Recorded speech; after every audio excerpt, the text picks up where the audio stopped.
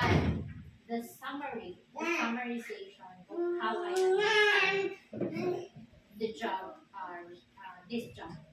So that in 15 minutes, you will friendly confidence and full engagement based on everything you understand. Use this as your intro plus job summary materials.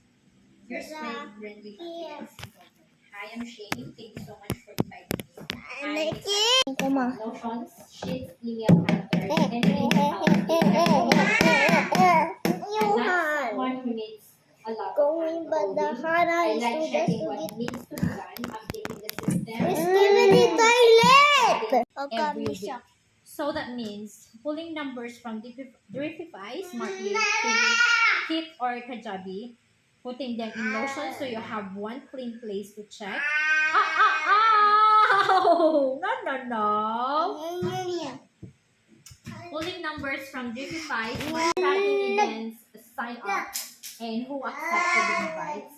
Reminding people if needed so the attendance is strong. Sending updates or simple summaries to the team. And making a weekly report that shows what's working and what's not. Basically, I see this role as being the people to chase tools or people to understand what's going on. I'm the kind of person I like checking the details, figure it out first, and then ask smart questions.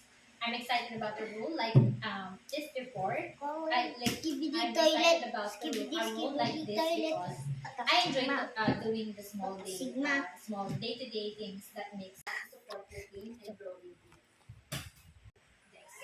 Naka-ready imak ko. Ito ipay naka-ready. Sounds easy to work with. She can do intelligent guidance. And Besh, you already are with first. Message me after that.